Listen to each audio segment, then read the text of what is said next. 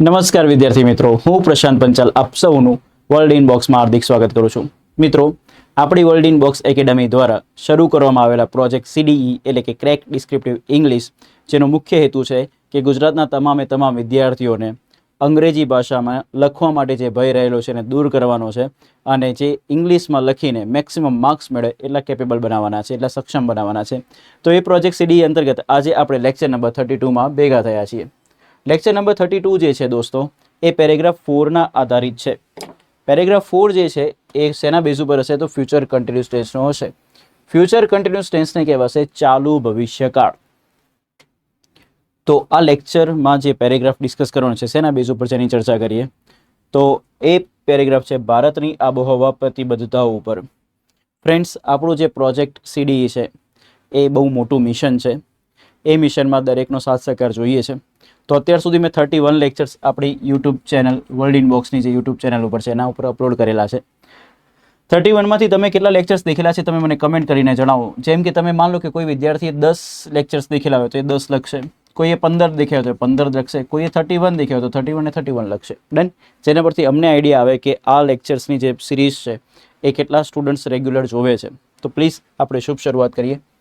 ભારતની આબોહવા પ્રતિબદ્ધતાઓ. તો સૌથી પહેલાં તો ટાઇટલને ઇંગ્લિશમાં લખીએ.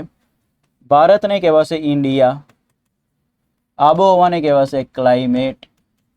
પ્રતિબદ્ધતા તમારા માટે સાંભળેલો શબ્દ હશે, પણ એને ઇંગ્લિશમાં શું કહેવાય એને આજે સમજી લઈએ.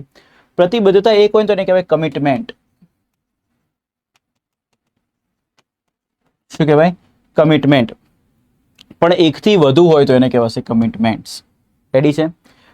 કમિટમેન્ટનો સ્પેલિંગ શીખવો હોય તો એને અલગ અલગ પાર્ટમાં તોડવું પડશે. ડન. તો કમિટનો તૈયાર કરી લો, મેન્ટ્સનો તૈયાર કરી લો એટલે થઈ જશે કમિટ. COMMITMENTS, commitments. ડન. તો પ્રતિબદ્ધતાઓ. હવે દેખો, આ ભારત એક નામ છે, પ્રતિબદ્ધતાઓ બી નામ છે. વચ્ચે શું આવ્યું છે? ની. જ્યારે નામની વચ્ચે નો ના નીનું ને આવે તો એને લખવાના બે રસ્તા. આજુબાજુ નામ હોય ને વચ્ચે નો ના નીનું ને આવે તો લખવાના બે રસ્તા. એક હોય ઓફથી લખો, બીજો એપોસ્ટ્રોફી એસથી લખો. ઓફથી લખો તો પાછળથી આગળ આવવું પડશે, એપોસ્ટ્રોફી એસથી લખો તો સીધું લખાશે. તો પહેલાં એપોસ્ટ્રોફી એસથી બતાવી દઉં કઈ રીતે લખાય. તો ઇન્ડિયાઝ ક્લાઇમેટ કમિટમેન્ટ્સ. રેડી? આ રીતે લખાશે. ઓફથી લખવું હોય તો પાછળથી આગળ આવવું પડશે. તો પહેલાં આબોહવા પ્રતિબદ્ધતા લખવું પડશે. તો શું આવશે? Climate commitments of this is an climate commitments of India. Now the question is, sir, આ બે વસ્તુ કેમ સીધી આવી? કારણ કે દોસ્તો પ્રતિબદ્ધતાઓ નામ છે. પ્રતિબદ્ધતાઓ કઈ તો આબોહવાની, તો આબોહવા એનું વિશેષણ છે એટલે વિના કેવું સીધું. તો અહીંયા બી સીધું આવ્યું, અહીંયા બી સીધું આવ્યું. એપોસ્ટ્રોફી એસ કોને કોને લાગે અગાઉના લેક્ચર્સમાં ઓલરેડી ડિસ્કસ કરેલું છે, તો એ જાણવા માટે તમે અગાઉના લેક્ચર્સ દેખી લો. પણ હું એવું નહીં કરું, તમને કહી દઈશ અત્યારે બી ધ્યાન આપજો. Concept clear? એપોસ્ટ્રોફી એસ એક તો વ્યક્તિને લાગે, બીજું દેશને લાગે, કાં તો કોઈ મોટી ઓર્ગેનાઇઝેશનનું નામ હોય એને પણ લાગે. તો આ ત્રણ જગ્યાએ એપોસ્ટ્રોફી એસનો વધારે ઉપયોગ થતો હોય છે.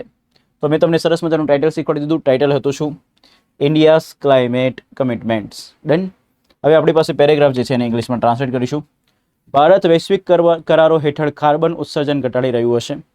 ઉદ્યોગો સ્વચ્છ ઉર્જા અને કરારો ઘટાડવાની પદ્ધતિઓ અપનાવી રહ્યા હશે. નાગરિકો પર્યાવરણને અનુકૂળ જીવનશૈલી અભિયાનોમાં ભાગ લઈ રહ્યા હશે. ભારત પેરિસ આબોહવા કરાર હેઠળ તેના લક્ષ્યોને પૂર્ણ કરી રહ્યું હશે. તો આ જે વાક્યો છે કયા કાળના છે પહેલાં એની ચર્ચા કરીએ. તો હશે એટલે ભવિષ્યકાળ. હશે એટલે ભવિષ્યકાળ થઈ ગયું. રહ્યું, રહ્યું, એવું લખ્યું એટલે ક્રિયા કેવી થઈ ગઈ? ચાલુ. તો કયો કાળ થયો? ચાલુ ભવિષ્યકાળ.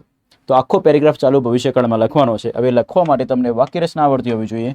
ચાલુ ભવિષ્યકાળની વાક્યરચનાની શરૂઆત થાય કર્તાથી, પછી ચાલુ ભવિષ્યકાળનું ક્રિયાપદ બનશે વિલ, શેલ, બી આઈએનજી, એના પછી કર્મ, એના પછી અન્ય શબ્દો.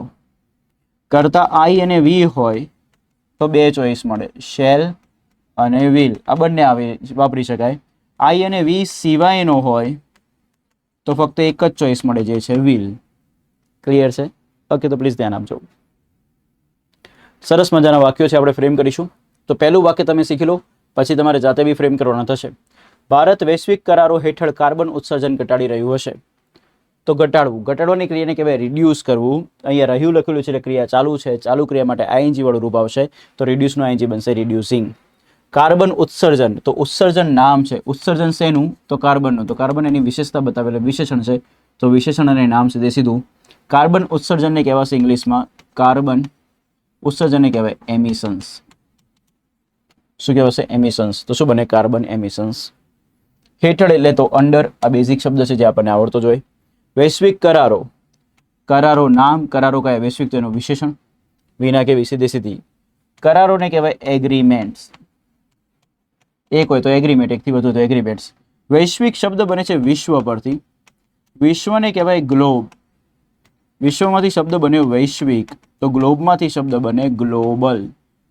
ડન. તો વૈશ્વિક કરારોને ઇંગ્લિશમાં કહેવાશે ગ્લોબલ એગ્રીમેન્ટ્સ. રેડી છે? તો બધા વોકેબ આપણે સરસ મજાના શીખી લીધા. હવે હું વાક્ય બનાવું છું, ફર્સ્ટ સેન્ટેન્સ છે, તમે ધ્યાનથી દેખો. સૌથી પહેલા કર્તા બનાવવો પડશે, તો કર્તાને શોધવા માટે કોણથી પ્રશ્ન પૂછો. કોણ ઉત્સર્જન ઘટાડી રહ્યું હશે? તો ભારત. તો જેનાથી કોણનો જે જવાબ મળે એ જ કરતા હોય, તો કોણનો જવાબ મળ્યો ભારત, તો ભારત કરતા થઈ ગયું. ભારત ઇંગ્લિશમાં શું કહેવાય? ઇન્ડિયા. સેકન્ડ સ્ટેજમાં આવશે ક્રિયાપદ. રહ્યા લખ્યું એટલે ક્રિયા ચાલુ છે, હશે એટલે ભવિષ્યકાળ છે, તો ચાલુ ભવિષ્યકાળનું વાક્ય છે, જેની વાક્ય રચના થાય વિલ શેલ બી આઈએનજી. કરતા ઇન્ડિયા છે તો ઇન્ડિયા સાથે આવશે વિલ, પછી આવશે બી. ઘટાડવાની ક્રિયાને કહેવાય રિડ્યુસ, રિડ્યુસનું આઈએનજી થશે રિડ્યુસિંગ. તો ઇન્ડિયા વિલ બી રિડ્યુસિંગ. હવે કર્મ માટે પ્રશ્ન પૂછો, શું અથવા કોનેથી પૂછો. ભારત શું ઘટાડી રહ્યું હશે? તો કાર્બન ઉત્સર્જન, તો આ આપણું કર્મ છે, તો જવાબ બને કાર્બન એમિશન્સ. અન્ય શબ્દ શું વધ્યા? વૈશ્વિક કરારો હેઠળ, તો એને ઇંગ્લિશમાં લખાય અંડર ગ્લોબલ એગ્રીમેન્ટ્સ. ક્લિયર છે દોસ્તો? તો સરસ મજાનું વાક્ય તો જે આપણે રેડી કરી નાખ્યું. નેક્સ્ટ, ઉદ્યોગો સ્વચ્છ ઉર્જા અને કચરો ઘટાડવાની પદ્ધતિઓ અપનાવી રહ્યા હશે. તો સરસ મજાના આ વાક્યને આપણે ફ્રેમ કરીએ તો અપનાવવું, અપનાવવાની ક્રિયાને કહેવાય એડોપ્ટ કરવું. એડોપ્ટની ક્રિયા અહીંયા રહ્યા લખ્યું એટલે ચાલુ છે, તો એનું આઈએનજી વાળું રૂપ બનશે એડોપ્ટિંગ. સ્વચ્છ ઉર્જા, ઉર્જા નામ, ઉર્જા કેવી? સ્વચ્છ, તો એની વિશેષતા બતાવેલી વિશેષણ, વિના કેવી? સીધી સીધી. સ્વચ્છ ઉર્જાને સીધું લખવું તો લખાય ક્લીન એનર્જી. ક્લિયર? ઓકે. કચરો ઘટાડવાની પદ્ધતિ, તો ફરીથી દેખજો, પદ્ધતિ નામ છે, કચરો ઘટાડવાની, તો એનું વિશેષણ છે. ડન. કચરાને કહેવાય વેસ્ટ. ઘટાડવાની ક્રિયાને કહેવાય રિડ્યુસ કરવું, એના પરથી એનું બનશે વેસ્ટ રિડક્શન. પદ્ધતિને કહેવાય પ્રેક્ટિસ. ડન. હવે અહીંયા પદ્ધતિઓ છે, તો અહીંયા જો પદ્ધતિઓ બનાવી હોય તો બનશે પ્રેક્ટિસિસ. ડન. વેસ્ટની જગ્યાએ તમે વેસ્ટેજ બી લખી શકો છો, તો અહીંયા આપણે લખ્યું છે શું? Waste reduction practices. ક્લિયર છે? ઓકે. કચરો ઘટાડવાની પદ્ધતિને શું લખાય? Waste reduction practices. ઉદ્યોગો, ઉદ્યોગો માટે અલગ અલગ શબ્દ છે. બિઝનેસીસ કહેવાય, ટ્રેડ્સ કહેવાય, પછી સારો શબ્દ છે ઇન્ડસ્ટ્રીઝ. શું છે? ઇન્ડસ્ટ્રીઝ, કારણ કે આ બધી કંપનીઝ કરતી હોય, ઇન્ડસ્ટ્રીઝ કરતી હોય, તો અહીંયા ઉદ્યોગો માટે શબ્દ લખીશું ઇન્ડસ્ટ્રીઝ. તો પ્લીઝ સમજો. તો ઉદ્યોગો સ્વચ્છ ઉર્જા અને કરારો ઘટાડવાની પદ્ધતિઓ અપનાવી રહ્યા છે. આ વાક્યને તમારે મેં વોકેબ શીખવાડી દીધા છે, તમને વાક્ય રચના ખબર છે. આ બંનેનો ઉપયોગ કરીને આ વાક્ય તમારે બનાવવાનું છે અને કમેન્ટ કરીને બતાવવાનું છે મિત્રો. ચલો, તમે વિડીયો પોઝ કરીને કમેન્ટ કરો, હું આ વાક્યને બનાવું. સૌથી પહેલા કર્તા શોધીશું. કર્તા માટે આવશે કોણથી પ્રશ્ન પૂછો. કોણ અપનાવી રહ્યું હશે? તો ઉદ્યોગો. ઉદ્યોગો કર્તા થઈ ગયું, જેને કહેવાશે ઇન્ડસ્ટ્રીઝ. સેકન્ડ સ્ટેજમાં આવશે ક્રિયાપદ, તો અપનાવી રહ્યા હશે. તો રહ્યા એટલે ક્રિયા ચાલુ, હશે એટલે ભવિષ્યકાળ, તો ચાલુ ભવિષ્યકાળની વાક્ય રચના થાય will shall be ING. Industries માટે આવે વિલ બી. પછી અપનાવવાની ક્રિયાને કહેવાય એડોપ્ટ. એડોપ્ટનું આઈએનજી થશે એડોપ્ટિંગ.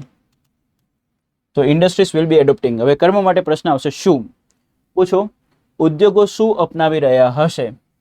તો જવાબ મળે છે સરસ મજાનો સ્વચ્છ ઉર્જા અને કચરો ઘટાડવાની પદ્ધતિઓ. આ આપણું કર્મ છે. તો કર્મમાં અને વાળું પાર્ટ દેખાય છે, તો અનેની પહેલા વાળું પાર્ટ પહેલા, અનેની પછી વાળું પાર્ટ પછી. તો સ્વચ્છ ઉર્જાને કહેવાય ક્લીન એનર્જી, આને કહેવાશે એન્ડ. કચરો ઘટાડવાની પદ્ધતિને કહેવાય વેસ્ટ રિડક્શન પદ્ધતિ એવું છે તો લખીશું પ્રેક્ટિસિસ. દેખજો પ્રેક્ટિસિસમાં CES આવશે, SES ના કરતા SE વાળું વર્બ બને, ક્રિયાપદ બને, CE વાળું નામ બને. તો શું બન્યું વાક્ય? Industries will be adopting clean energy and waste reduction practices. નાગરિકો પર્યાવરણને અનુકૂળ જીવનશૈલી અભિયાનોમાં ભાગ લઈ રહ્યા હશે. સરસ મજાનો શબ્દ છે. નાગરિકોને કહેવાશે સિટીઝન્સ.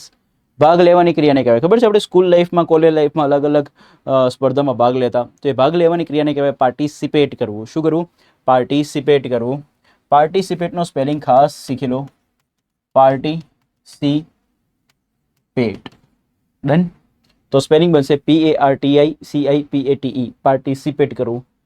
રહ્યા લખ્યું એટલે ક્રિયા ચાલુ છે તો આઈએનજી વાળું રૂપ બનશે પાર્ટિસિપેટિંગ. માં એટલે જેમાં કરવાનું એના માટે આવે ઇન. પર્યાવરણ અનુકૂળ જીવનશૈલી અભિયાનો, ખૂબ સારો શબ્દ આખા લેક્ચરનો. તો પર્યાવરણ અનુકૂળ જીવનશૈલી અભિયાનો, તો અભિયાનો નામ છે. અભિયાનો છે ને તો જીવનશૈલીના, જીવનશૈલીની વિશેષતા બતાવે તો બન્યું વિશેષણ. જીવનશૈલી અભિયાનો પાછા કેવા? તો પર્યાવરણને અનુકૂળ. તો આ પાછું એની બી વિશેષતા બતાવે એટલે વિશેષણ. તો વિશેષણ અને નામ કેવું સીધે સીધું. તો ધ્યાનથી દેખજો. અભિયાનોને કહેવાય કેમ્પેન્સ. અભિયાન એક હોય તો એક કેમ્પેન કહેવાય. અહીંયા અભિયાનો છે એટલે બનશે કેમ્પેન્સ. ડન. જીવનશૈલીને કહેવાય લાઈફસ્ટાઈલ. પર્યાવરણ અનુકૂળ, આ શબ્દ તમને ઇંગ્લિશમાં આવડે જ છે.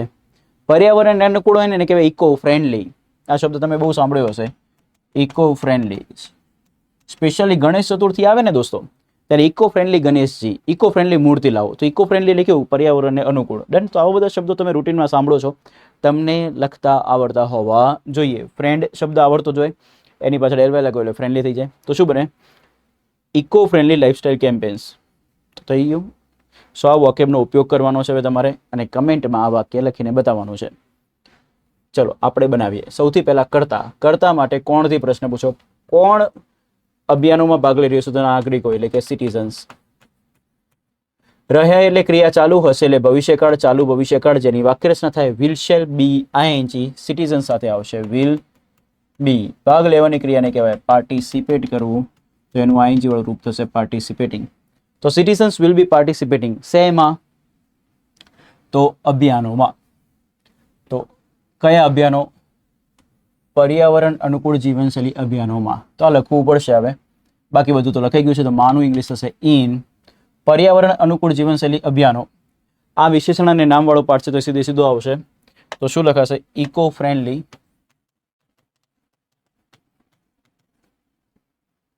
Lifestyle campaigns. તો શું બન્યું? Citizens will be participating in eco friendly lifestyle campaigns. Clear છે દોસ્તો? તો સરસ મજાનું આપણે આ સેન્ટેન્સ બનાવી દીધું. આઈ હોપ તમારે બી સેન્ટેન્સ સાચું બન્યું હોય. ભારત પેરિસ આબોહવા કરાર હેઠળ તેના લક્ષ્યોને પૂર્ણ કરી રહ્યું હશે. તો સરસ મજાના વાક્યને ફ્રેમ કરીએ તો ધ્યાન આપજો. પૂર્ણ કરવું એટલે કમ્પ્લીટ કરવું. કમ્પ્લીટનું આઈએનજી વાળું રૂપ થશે કમ્પ્લીટિંગ. જ્યારે કોઈ વ્યક્તિ કાં તો કોઈ દેશ કોઈ લક્ષ્યને પૂર્ણ કરવું હોય તો એ લક્ષ્યને પૂર્ણ કરવાના સેન્સમાં સારું ક્રિયાપદ લખાય મીટ. શું લખાય? મીટ. મીટ કરવું એટલે બેઝિકલી મળવું. ડન. અહીંયા લક્ષ્યને પૂર્ણ કરવું એટલે લક્ષ્યને પ્રાપ્ત કરે છે એ સેન્સમાં છે. તો આપણે અહીંયા સારો શબ્દ લખીશું લક્ષ્ય માટે મીટ. મીટનું આઈએનજી વાળું રૂપ બનશે મીટિંગ. તેના લક્ષ્યો, તેના એટલે કોના? તો ભારતના. તો ભારત માટે તેનું, તેની, તેના, તેનો લખવું હોય તો શબ્દ બને ઇટ્સ. લક્ષ્યોને કહેવાય ટાર્ગેટ્સ. બધાની લાઈફમાં કંઈક ને કંઈક લક્ષ્ય હોય છે તો એને શું કહેવાય? ટાર્ગેટ, ગોલ એવું કહેવાય. પણ આપણે અહીંયા બેટર શબ્દ લખ્યું ટાર્ગેટ. એકથી વધુ હોય તો શું કહેવાશે? ટાર્ગેટ્સ. તો ઇટ્સ ટાર્ગેટ્સ. પેરિસ આબોહવા કરાર. તો આ તો આખું નામ છે. તો પેરિસ આબોહવા એને કહેવાય ક્લાઇમેટ, કરારને કહેવાય એગ્રીમેન્ટ. પેરિસ ક્લાઇમેટ એગ્રીમેન્ટ હેઠળ એટલે આ તો આવડે છે આપણને under. So now it's your time to frame this sentence. Pause this video and frame the sentence, friends. Write in comment section. So let's start. સૌથી પહેલા કર્તા. કર્તા માટે પ્રશ્ન પૂછો કોણથી. પૂછો કોણ તેના લક્ષ્યોને પૂર્ણ કરી રહ્યું છે? તો ભારત, ઇન્ડિયા.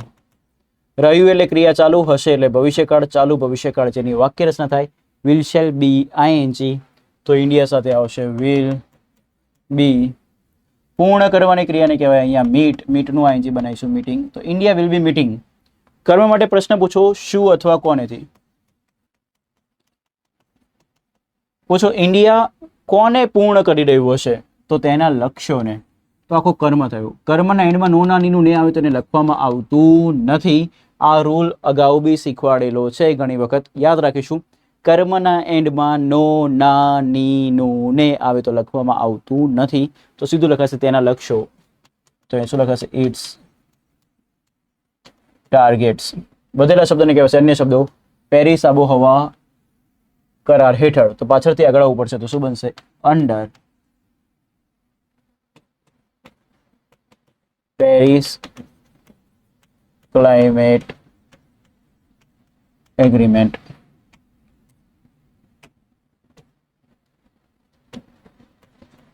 ડન.